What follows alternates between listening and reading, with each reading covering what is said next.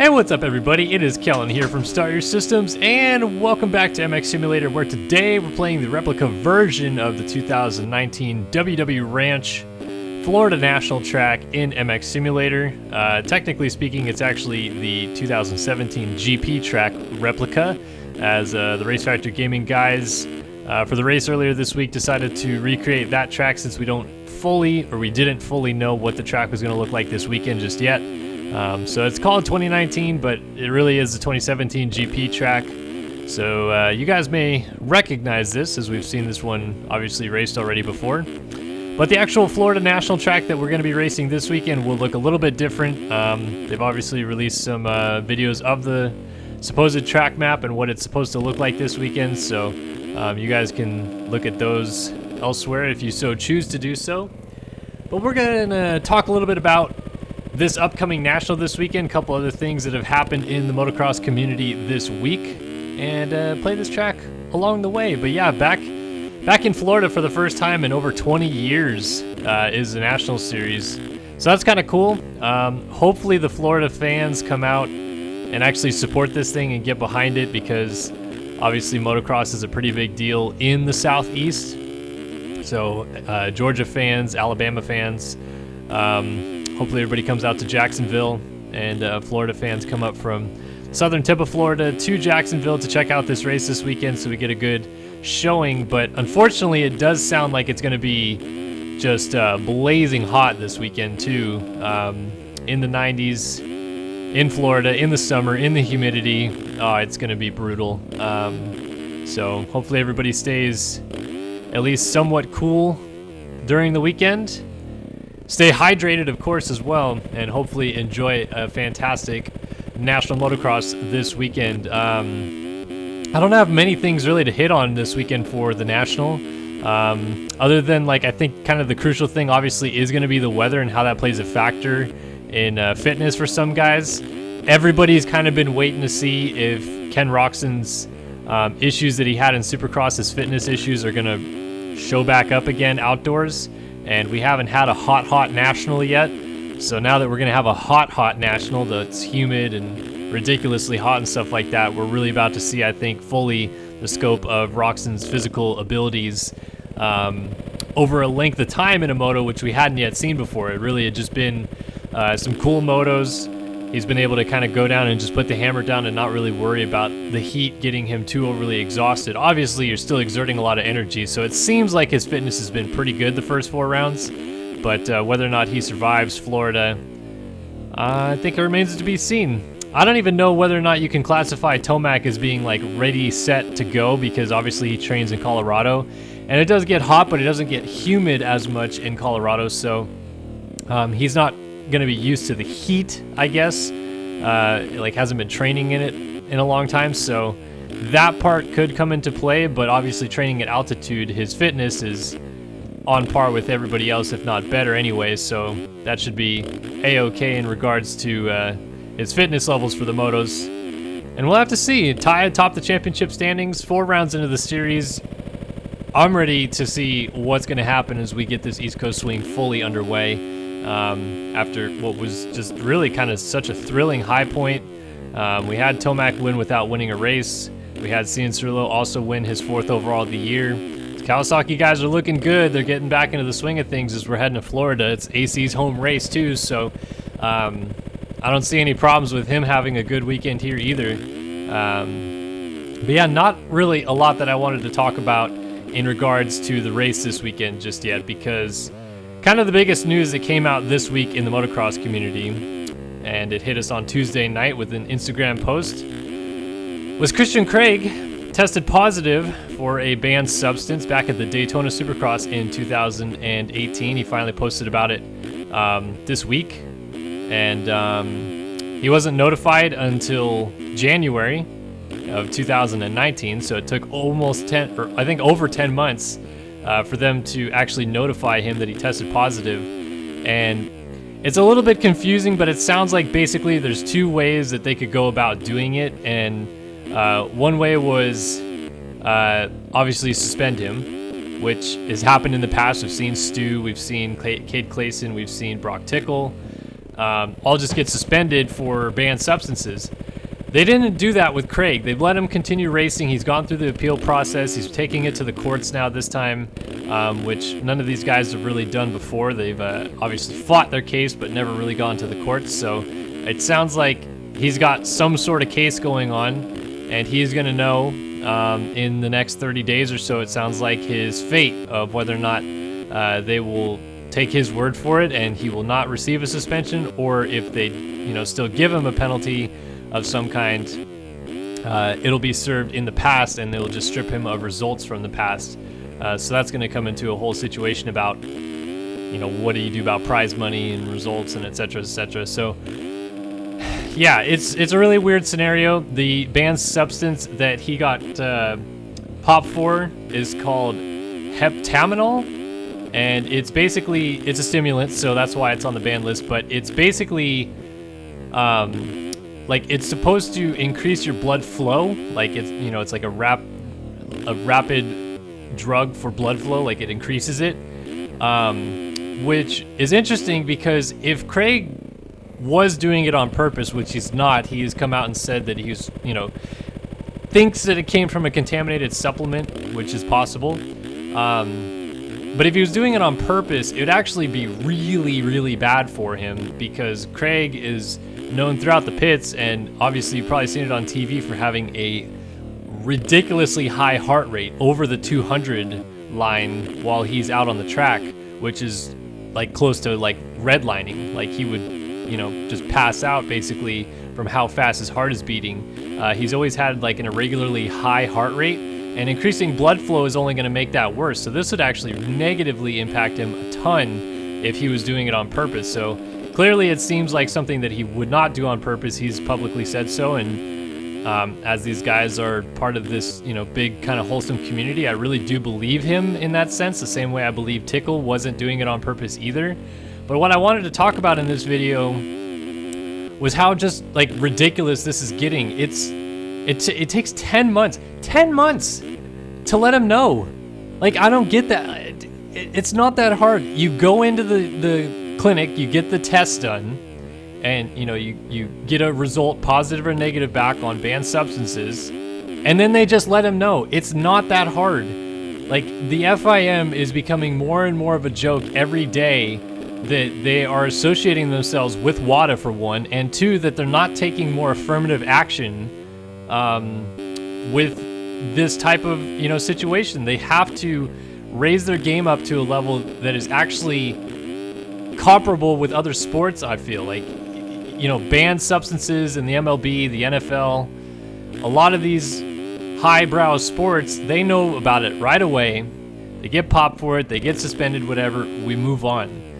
The fact that we have these athletes that are making millions of dollars, and I'm not saying Craig is one of them, but he's probably making $400,000 or $500,000 a year, I would say, and bonuses and prize money and annual earnings and etc. So he's making a pretty good penny, and these guys are just getting like swept well under the rug as if they're second-class citizens by the FIM, who is supposed to be out here like defending their rights as riders and actually helping them and trying to get them through this process cleanly, instead of just screwing them over, which is what they're continuously doing. So Christian Craig, this entire year, has had this on his mind, and now we're 6 months past when he was actually notified of the failed test, and obviously it seems like on some level it's probably affected his results. He's had a lot of crashes this year, so that doesn't help.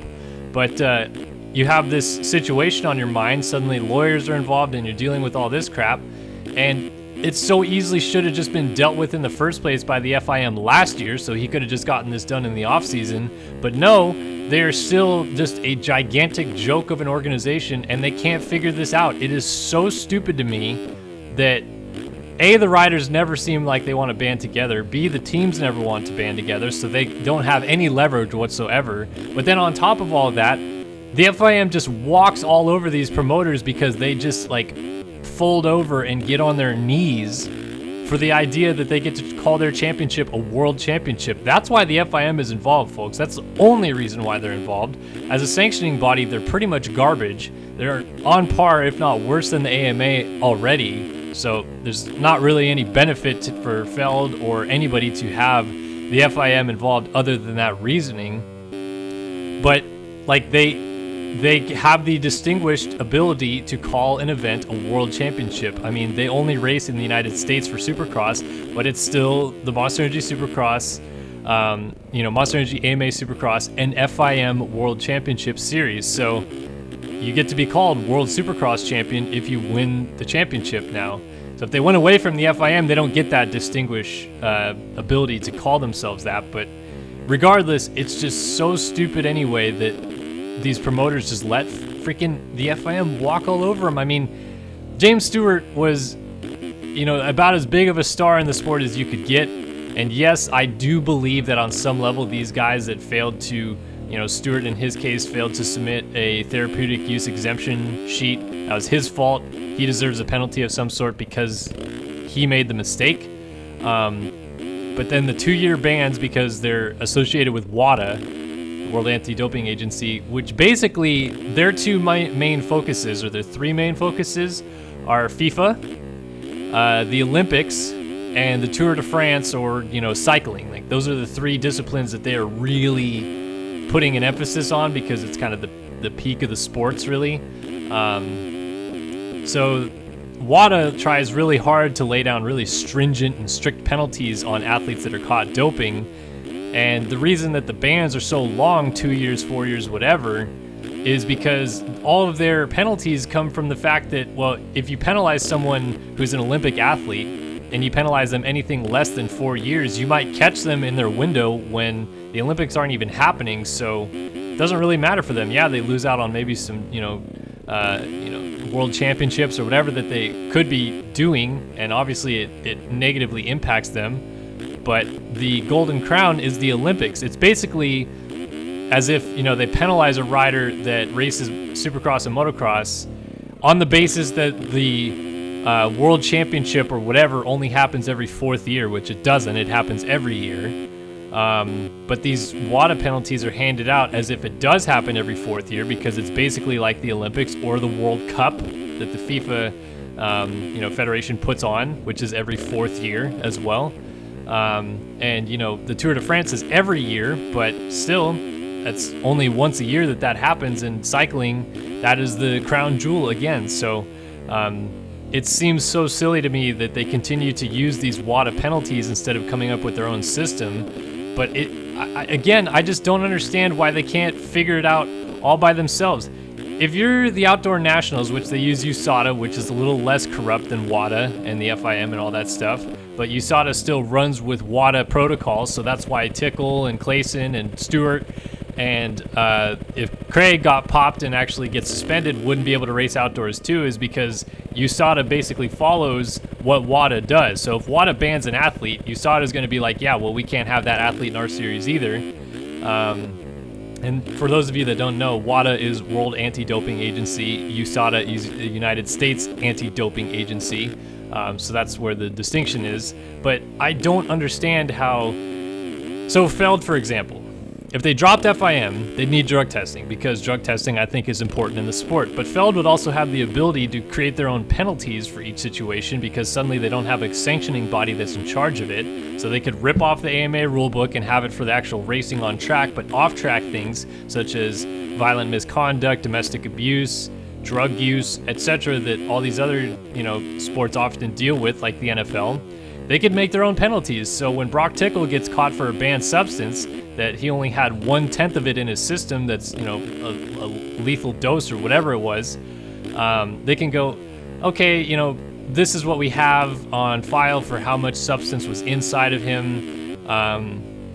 He's no longer on it. He's tested clean for a week or two now. We'll suspend him for 4 races. And then it doesn't ruin Brock Tickle's career, because motocross careers are already pretty short as is. They only get 10 to maybe 15 years most out of a career in motocross. Whereas, Olympics, maybe you only have a 15-year career too, but you're just trying to get to those 2 or 3 Olympic events and actually medal.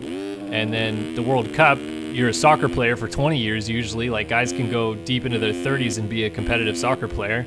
You don't get that luxury with, motocross. It tears you up, and by age 30, it usually spits you out way worse than you were entering the sport, and with no pension plan or anything like that, because these guys don't unionize.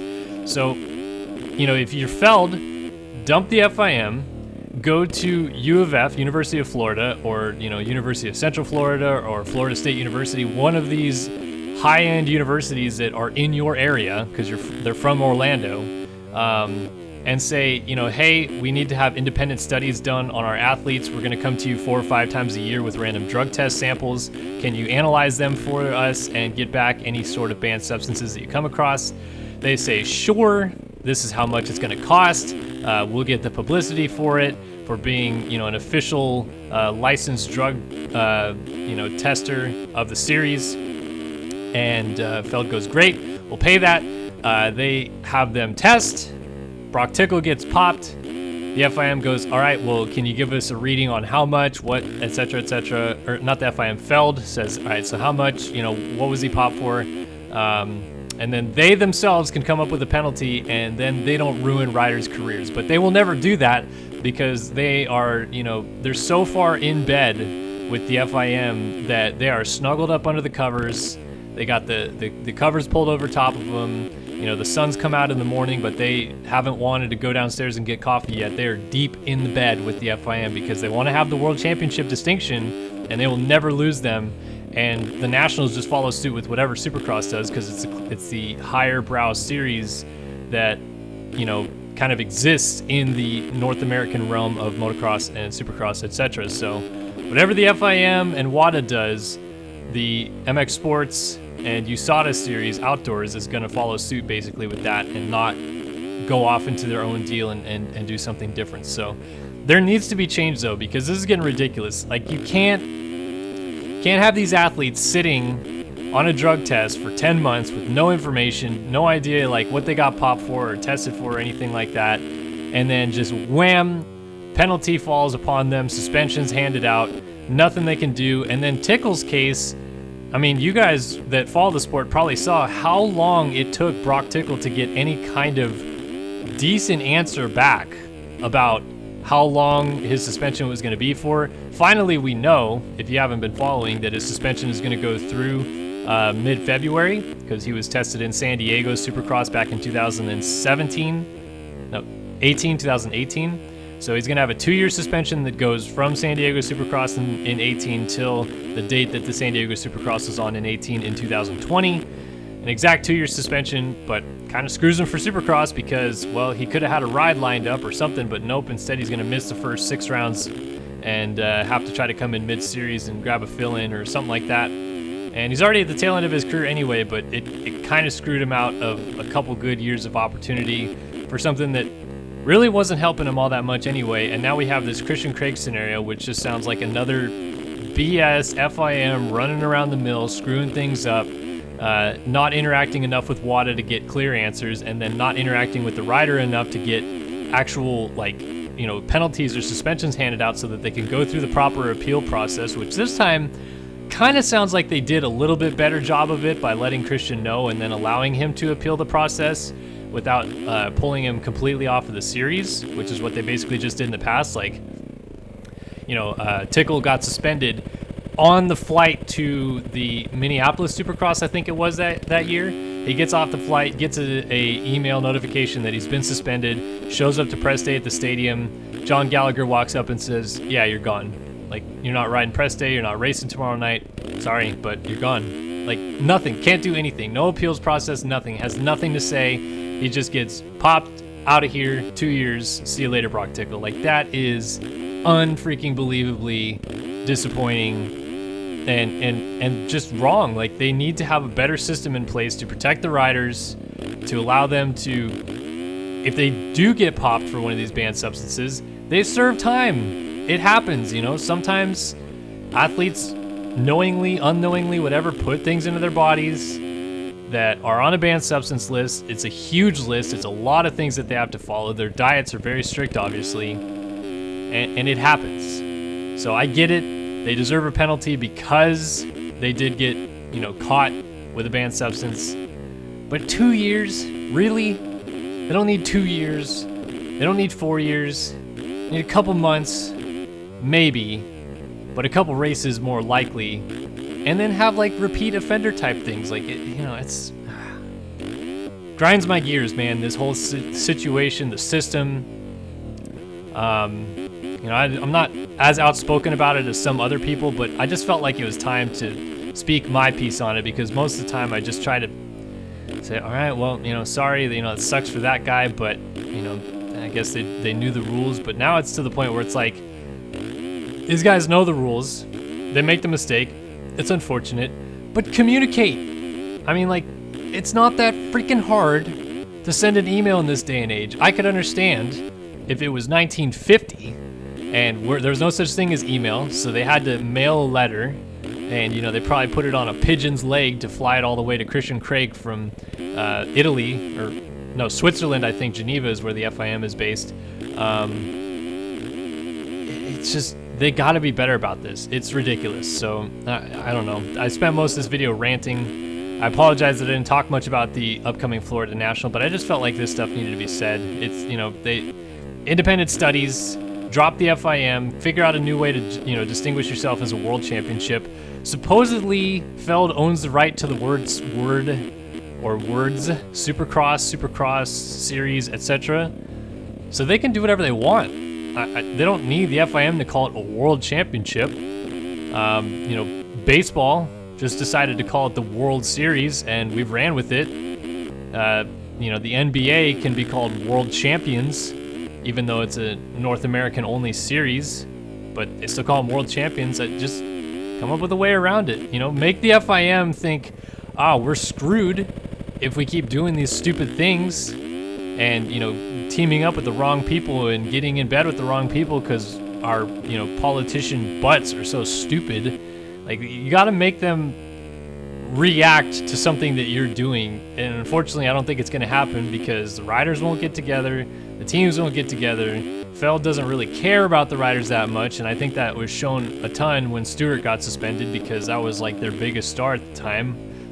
Maybe not as much as Villapoto was around that time that he got suspended, but James Stewart, one of the best all time, and maybe a drug suspension is going to be the thing that he's unfortunately remembered for, or the way his career ended, or whatever. But it's wrong. They need a better process, and I'm here to speak my piece and say my side on the defense of Craig, on the defense of Tickle, on the defense of Cade Clayson, who nobody seems to talk about, but he got kind of screwed a little bit too. And of course on the defense of James Stewart, because someone else is going to get popped. Obviously we see Craig now getting popped, but somebody else will as well. And I hate for the day when it's going to be someone kind of important to the series. Like not that Craig isn't, but I don't know. Imagine if next year Eli Tomac's got a 50-point lead in the series. They do a drug test at San Diego, and oh no, they found a tenth of something, a little small trace of some banned substance in his system, and they suspend him from round 14 onwards, and he loses a Supercross title because of that. Like, that would be, not only would that be huge news in our industry, that should be huge news in all sports. Like, that should make ESPN, etc., but I don't feel like the FIM would care, and that's sad, because they need to figure this out sooner rather than later. So anyway, just speaking my piece on the Craig situation. Would love to hear your guys' thoughts on it. I think a lot of people will agree with me, because the outrage has been vast and superior against the FIM for a long time, and WADA. But yeah, if you guys have a counterpoint, obviously I'd love to hear it. I'm not saying that the FIM is all bad. I think that there are things that are improving. The MXGP Action Group that reported on them, and Tony Skillington, and Dr. Wolfgang Serb, who wasn't a real doctor, and all these guys are now out of the FIM, so that's all positive stuff. There's a new regime in charge, but whether it's better or not, we don't really know yet, because now we have this situation with Christian Craig.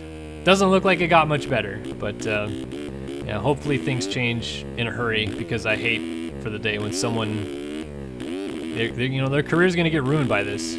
Someone will, because there's just, no representation. These guys just get screwed. Teams leave them out, and they're gone.